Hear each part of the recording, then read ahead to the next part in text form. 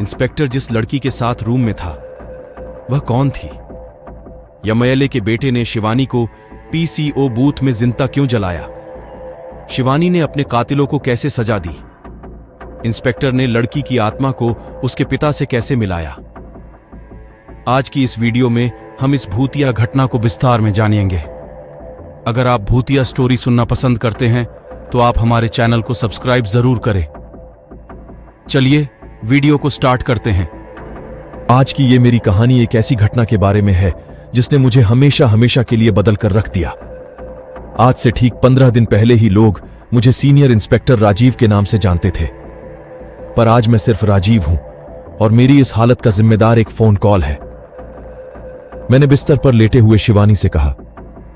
शिवानी अभी कमरे में आई थी। उसकी सांसें तेज और उखड़ी हुई थीं, मानो कोई उसे जान से मारने के लिए उसका पीछा कर रहा हो। शिवानी ने अपना बैग टेबल के एक कोने में रखकर मेरे बगल में आकर बैठ गई। शिवानी को तेज तेज सांस लेता देख मेरी वासना की पुकार तेज होने लगी। मैंने तुरंत ही शिवानी को बाहों में भर लिया और उससे बोला, मेरे साथ खुश भी है और पैसे भी नहीं चाहिए, तो फिर टाइम से क्यों नहीं आती? कोई बॉयफ्रेंड है क्या? मैंने शिवानी से पूछा, पर आज उसका ध्यान कहीं और था। मेरे पूछने पर उसने बेमन से कहा, तुम्हें तो सब पता ही है, सुबह कॉलेज शाम में जॉब। अब घर की अकेली हूं तो सब कुछ मुझे ही संभालना है, इसलिए कभी कभी कस्टमर्स उठा लेती हूं। खर्च भी निकल जाता है और घर की जरूरतें भी पूरी हो जाती हैं। शिवानी अभी बोल ही रही थी कि तभी वायरलेस पर अलर्ट आया। कमिश्नर साहब राउंड पर आ रहे हैं। इस कॉल से सारे मूड की ऐसी की तैसी हो गई। मैं तुरंत ही अपने कपड़े पहनने लगा। मुझे जल्दी जल्दी कपड़े पहनते देख शिवानी बोली, आज भी आधे में ही छोड़कर जा रहे हो? कमिश्नर राउंड पर आ रहा है, चौकी नहीं पहुंचा तो मेरी सस्पेंड कर देगा वो। ये रहे तेरे पैसे, जा अब तू भी घर चली जा। वायरलेस पर खबर सुनी। मैं अगले 2 मिनट में होटल को छोड़ चौकी के लिए निकल गया। मैं जब पुलिस चौकी पहुंचा तो पता चला कि कमिश्नर का मूड बदल गया था, इसीलिए अब वो नहीं आ रहा था। मैं करता भी क्या? अपनी किस्मत को कोस रहा था और कुर्सी पर बैठे बैठे नींद के मजे लेने लगा। रात अब नींद अपने चरम पर आ चुकी थी। पुलिस चौकी के चारों तरफ सन्नाटा सा छाया हुआ था। इसी बीच मैंने किसी बूढ़े शख्स को रोते बिलखते सुना। तब मैं बोला, कौन मर गया इसका? क्यों इसने आधी रात को नाक में दम कर रखा है?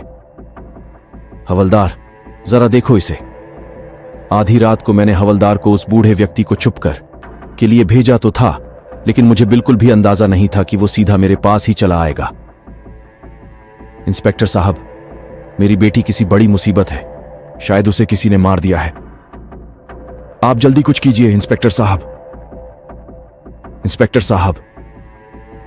ना चाहते हुए भी मैं उस शख्स की बात सुन नींद से जाग गया और उससे बोला, चाचा, क्यों आधी रात में सबकी नींद हराम कर रहे हो? शांति से घर जाओ, सो जाओ, हमें भी सोने दो। मैंने अभी उस शख्स को अपने पास से जाने को कहा, पर उसने मेरे सामने एक ऐसी तस्वीर रखी जिसे मैं बखूबी जानता था। साहब, ये मेरी बेटी है सविता। दिन में कॉलेज जाती है और रात में कॉल सेंटर में जॉब करती है। अकेले अपनी पढ़ाई का खर्चा उठाती है और मेरी दवाइयों भी। रोज तो टाइम पर घर आ जाती थी, पर आज पता नहीं क्या हो गया। ऊपर से वो फोन कॉल, मुझे तो कुछ समझ ही नहीं आ रहा है। उस शख्स ने जिस लड़की की फोटो मेरे सामने रखी उसे मैं शिवानी के नाम से जानता था, जिससे कुछ घंटे पहले ही होटल के बंद कमरे में मेरी बात हुई थी। तब मैं बोला, कैसा कॉल? क्या हुआ है उसे? ठीक तो है। शिवानी के पिता की बात सुन मुझे भी किसी अनहोनी का एहसास होने लगा था।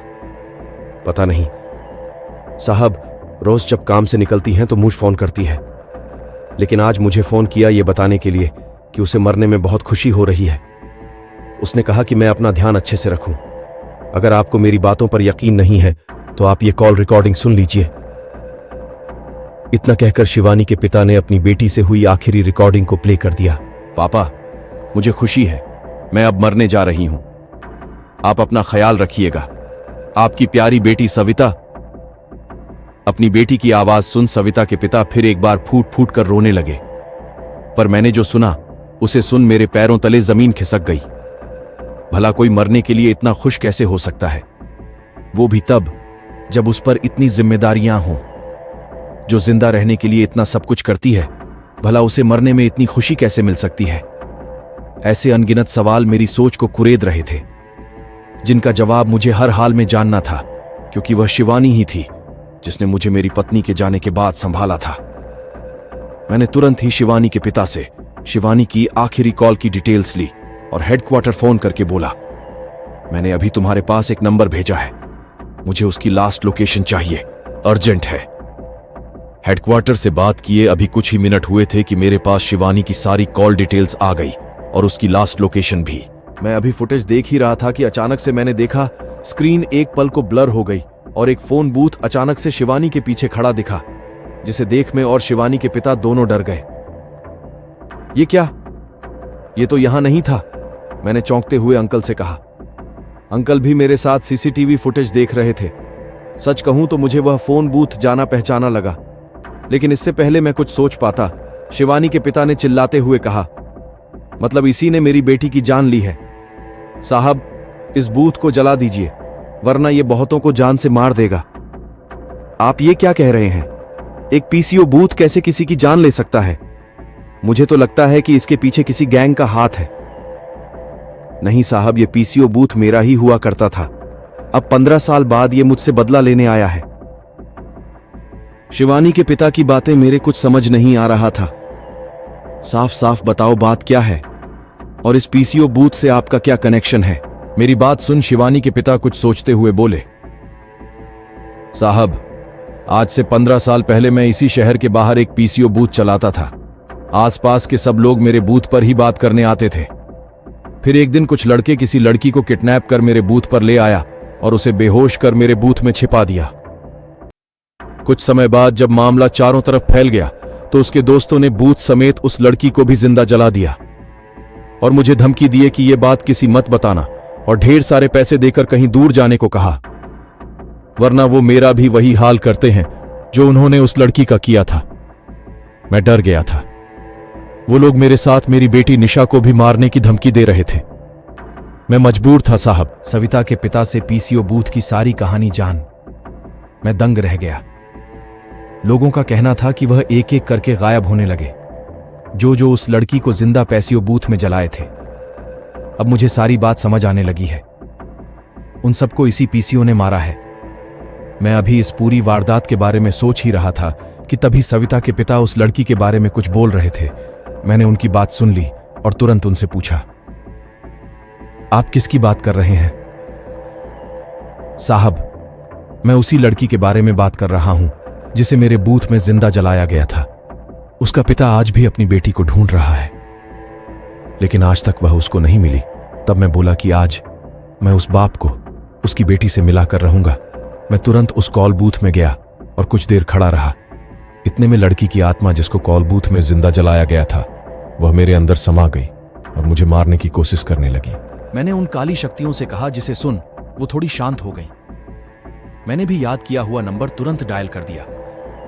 उधर से जैसे ही आवाज आई, वह काली शक्ति उस आवाज को पहचान लिया, क्योंकि वह आवाज किसी और की नहीं बल्कि उसी के पिता की थी। पापा, मैं दिव्या बोल रही हूं, आप कैसे हैं? दिव्या, तुमको तो मैं पिछले 15 साल से ढूंढ रहा हूं। कहां है तू मेरी बेटी? पापा, मैं मर चुकी हूं। मुझे तो 15 साल पहले ही एमएलए और उसके दोस्तों ने बूथ के साथ ही जला दिया था, पर मैंने अपना बदला ले लिया है पापा।